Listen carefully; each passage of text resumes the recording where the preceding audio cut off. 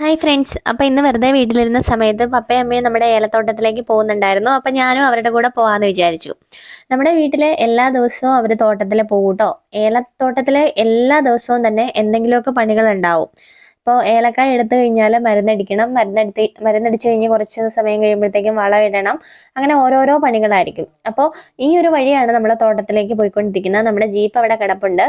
രണ്ട് സൈഡിലും ചെമ്പരത്തി വേലിയൊക്കെ വെച്ചിട്ട് ആ ചെമ്പരത്തിയൊക്കെ ഇങ്ങനെ ലെവലിൽ വെട്ടിയിട്ടേക്കാണ്. ഇത് ഈ ഒരു വഴി നമ്മുടെ തോട്ടമല്ല കേട്ടോ. നമ്മുടെ ഏലത്തോട്ടത്തിന്റെ സൈഡിൽ തന്നെ 300 ഏക്കറുള്ള ഒരു ഏലം എസ്റ്റേറ്റ് ഉണ്ട്. അപ്പോൾ അത് തമിഴ്നാട്ടിലെ ഒരു മുതലാളിയുടെ ആണ്. അപ്പോൾ ഈ തോട്ടത്തിൽ ധാരാളം തൊഴിലാളികൾ ജോലി ചെയ്യുന്നുണ്ട്. നമ്മുടെ വീടിനടുത്തുള്ള ചേച്ചിമാരൊക്കെ ഇവിടെ ഈ ഏലത്തോട്ടത്തിലാണ് കേട്ടോ സ്ഥിരം പണി അവർക്ക്. അപ്പോൾ അവരിങ്ങനെ പപ്പയും അമ്മയും നമ്മുടെ തോട്ടത്തിലേക്ക് പോയി. അപ്പം ഞാൻ കുറച്ചു നേരം ഇതിലേക്ക് നടന്നു. അപ്പോൾ മഴയൊക്കെ പെയ്ത് കഴിഞ്ഞ് തോർന്ന് കിടക്കുന്ന ഒരു അന്തരീക്ഷമായിരുന്നു. അതുകൊണ്ട് തന്നെ നല്ല രീതിയിൽ തണുപ്പും ഉണ്ടായിരുന്നു കേട്ടോ. ചെറുതായിട്ട് കോടയൊക്കെ വന്നു തുടങ്ങിയിട്ടുണ്ടായിരുന്നു. ഇതൊരു ഉച്ച സമയമാണ്, പക്ഷെ വെയിലൊന്നും അധികം ഇല്ല, മഴ മൂടൽ തന്നെയാണ്. അപ്പൊ ഞാനിങ്ങനെ വന്നപ്പോഴത്തേക്കും കുഞ്ഞുനാളിൽ ഞങ്ങള് മീനെ പിടിക്കാൻ വേണ്ടിയിട്ട് വരുന്ന കുഞ്ഞൊരു കാട്ടരുവിയുണ്ട്. ഞാൻ മുൻപത്തെ പല വീഡിയോകളിലും നിങ്ങളെ ഇത് കാണിച്ചു തന്നിട്ടുണ്ട്. അപ്പോൾ ഇവിടെ വരുമ്പോഴത്തേക്കും എനിക്ക് ആ കുട്ടിക്കാലത്തെ ഓർമ്മകളാണ്. ഞങ്ങൾ കുഞ്ഞായിരിക്കുമ്പോഴത്തേക്കും ഞാനും ചേച്ചിമാരൊക്കെ കൂടിയിട്ട് ഇവിടെ വന്ന് മീനെയൊക്കെ പിടിക്കുമായിരുന്നു. അന്നത്തെ മീനിന്റെ പേര് കല്ലേമുട്ടി, വാഴക്ക വരയൻ അങ്ങനെയൊക്കെയാണ്. ഇപ്പോൾ നിങ്ങളുടെ അവിടെയൊക്കെ ഈ മീനുകളൊക്കെ ഈ പേരിലാണോ അറിയുന്നതെന്ന് എനിക്ക് അറിഞ്ഞുകൂടാ കേട്ടോ. അങ്ങനെ മീനൊക്കെ പിടിച്ചിട്ട് ഞങ്ങൾ കുപ്പിയിലൊക്കെ ആക്കിയിട്ട് പോവായിരുന്നു. തോർത്ത് വെച്ചിട്ടാണ് മീനെ പിടിച്ചുകൊണ്ടിരുന്നത്. അപ്പോൾ ഈ ഒരു കാണുന്ന ഒരു ചെറിയ കുഴിയിൽ നിന്നായിരുന്നു കേട്ടോ അവിടെ നിറയെ മീനുണ്ടായിരുന്നു. അപ്പം ഞാൻ ഇപ്പോൾ വന്ന് നോക്കുമ്പോഴത്തേക്കും അങ്ങനെ അധികം മീനൊന്നും ഉണ്ടായിരുന്നില്ല. അപ്പോൾ അങ്ങനെ അവിടെ നിന്ന് കുറേ വീഡിയോസൊക്കെ ഞാൻ എടുത്തു. രണ്ട് സൈഡിലും വലിയ വലിയ ഏലത്തോട്ടങ്ങളാണ്. അപ്പം ഞാൻ വിചാരിച്ചു ഇന്ന് ഞാൻ ഇതുവരെ പോവാത്ത ഒരു വഴി ഈ അരുവിയുടെ അവിടെ നിന്ന് നോക്കുമ്പോൾ കാണുന്നുണ്ടായിരുന്നു. ആ വഴി ഒന്ന് പോയാലോ എന്ന് വിചാരിച്ചു. അങ്ങനെ നടക്കുമ്പോഴത്തേക്കും ഇവിടുത്തെ ഈ പറമ്പിൽ വലിയ ഒരുപാട് വർഷം പഴക്കമുള്ള ഒരു മാങ്കോസ്റ്റി മരം ഉണ്ട് കേട്ടോ. ബേപ്പൂർ സുൽത്താൻ ബഷീർ കഥകളിലൂടെ നമുക്ക് പരിചയമായിട്ടുള്ള മാങ്കോസ്റ്റിനാണിത്. അപ്പോൾ ഇത് നമ്മൾ കടകളിൽ നിന്ന് വാങ്ങി കഴിക്കാറില്ല, നല്ല റേറ്റ് ആയതുകൊണ്ട് തന്നെ. അപ്പോൾ എൻ്റെ ഒരു കുട്ടിക്കാലം മുതലേ ഈ ഒരു മരം ഇവിടെ ഉണ്ട്.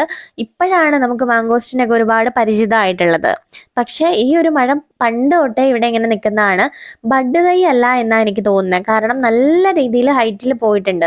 അപ്പം നമ്മൾ ഈ പഴം ഒന്ന് ചെറുതായിട്ട് കളറ് മാറുമ്പോൾ തന്നെ പറിച്ചു വെച്ച് പഠിപ്പിച്ചില്ല എന്നുണ്ടെങ്കിൽ കാട്ടിൽ നിൽക്കുന്നതുകൊണ്ട് തന്നെ അണ്ണാനും കിളികളും ഒക്കെ ഇത് തിന്ന് തീർക്കാൻ ചാൻസ് ഉണ്ട് കേട്ടോ. അപ്പൊ എനിക്ക് ഭാഗ്യം ഉണ്ടായിരുന്നില്ല, എല്ലാം അവര് തിന്നിട്ടുണ്ടായിരുന്നു. അപ്പോൾ ഞാൻ മരത്തിൽ നോക്കുമ്പോഴത്തേക്കും കുറച്ച് പഴുത്ത് കിടപ്പുണ്ടായിരുന്നു. അത് ആരെങ്കിലും വെച്ച് കയറ്റി പറപ്പിച്ചില്ല എന്നുണ്ടെങ്കിൽ നമുക്കതും കിട്ടത്തില്ല. ഇന്തോനേഷ്യ ആണ് മാങ്കോസ്റ്റിന്റെ ജന്മസ്ഥലം എന്ന് പറയുന്നത്. ഇപ്പൊ കേരളത്തിലൊക്കെ ഇന്ന് ഒരുപാട് ബഡ് തൈകൾ നമ്മുടെയൊക്കെ വീട് വളപ്പിൽ വെച്ചാൽ നിറയെ കായ്ഫലം തരുന്ന ഒരു ചെടിയാണ് ഈ മംഗോസ്റ്റീൻ. അപ്പൊ ഞാൻ ഈ വഴി ഒന്ന് നടക്കാന്ന് വിചാരിച്ചിട്ട് അങ്ങനെ പോയിക്കൊണ്ടിരിക്കുകയാണ് കേട്ടോ. ഞാൻ ഈ വഴി അങ്ങനെ അധികം വന്നിട്ടില്ല. ഇതും അവരുടെ ആ 300 ഏക്കർ എസ്റ്റേറ്റിന്റെ ഭാഗം തന്നെയാണ്. അപ്പോൾ ഇങ്ങനെ നടക്കുമ്പോഴത്തേക്കും ഈ ഒരു ഏരിയയിൽ ഇന്ന് പണിക്കാരൊന്നും അധികം ഉണ്ടായിരുന്നില്ല. അപ്പോൾ വേറെ എവിടെയെങ്കിലും ആയിരിക്കും ഇന്ന് ഏലത്തിൽ പണിയാൻ. അപ്പോൾ ഈ തോട്ടത്തിലെ ഒരു 1500-ന് മേലെ സ്ഥിര പണിക്കാരുണ്ട്. പിന്നെ ഇപ്പോൾ ഒരുപാട് ഹിന്ദിക്കാരൊക്കെ ഉണ്ട്. അപ്പോൾ ഇവിടെ ഇങ്ങനെ വരുമ്പോഴത്തേക്കും നിറയെ വലിയ വലിയ മരങ്ങളും ഒക്കെ ആയിട്ട് കയ്യാലയൊക്കെ ആയിട്ട് നല്ല രസമാണ് ആ വഴി ഇങ്ങനെ നടന്നു പോകാൻ വേണ്ടിയിട്ട്. അപ്പോൾ ഏലത്തോട്ടത്തിലെന്ന് പറഞ്ഞാൽ വർഷത്തിൽ ഈ 365 ദിവസവും എന്തെങ്കിലുമൊക്കെ പണികളായിരിക്കും. 45 ദിവസം കൂടുമ്പോഴായിരിക്കും നമ്മൾ ഏലക്കായ എടുക്കുന്നത്. വർഷത്തിൽ 6 എടുപ്പാണ് ഏലക്കായ എടുക്കൽ വരുന്നത്. 6 കിലോ പച്ചക്ക ഉണങ്ങിയാൽ മാത്രമാണ് കേട്ടോ നമുക്ക് 1 കിലോ ഉണക്കക്ക കിട്ടത്തുള്ളൂ. അപ്പോൾ ഇടുക്കിയിലെ ഭൂരിഭാഗം കുടുംബങ്ങളും ഈ ഏലകൃഷിയൊക്കെ ആശ്രയിച്ച് ജീവിക്കുന്നവര് തന്നെയാണ്. പിന്നെ താരതമ്യേന വലിപ്പം കൂടിയ കായ്കളാണെങ്കിൽ 5 കിലോ ഉണക്കിയാൽ നമുക്ക് 1 കിലോ ഉണക്കക്ക കിട്ടും. അപ്പോൾ ഒരുപാട് പേര് എൻ്റെ അടുത്ത് കൂട്ടുകാരൊക്കെ ചോദിച്ചിട്ടുണ്ട് ഏലക്ക ഉണക്കുന്നത് ഇങ്ങനെ നിലത്ത് വെച്ച് വെയിലത്താണോ എന്നുള്ളത്. അപ്പോൾ ഏലക്ക ഉണക്കുന്നത് അങ്ങനെയല്ല കേട്ടോ. സ്റ്റോറിൽ ഡ്രയറിലൊക്കെ വെച്ചിട്ടാണ് ഏലക്ക ഉണങ്ങിയെടുക്കുന്നത്. അപ്പോൾ 1 കിലോ ഏലക്ക ഉണങ്ങുന്നതിന് സ്വന്തമായിട്ട് ടയറൊന്നും ഇല്ലാത്തവരാണെങ്കിൽ ഉണക്കുകൂലി 12 രൂപയാണ് കൊടുക്കുന്നത്. ഇപ്പൊ വിപണിയിലെ ഏലക്കായ്ക്ക് ഒരു 1800 മുതൽ 2000 രൂപ വിലയാണ് 1 കിലോയ്ക്ക് വരുന്നത്.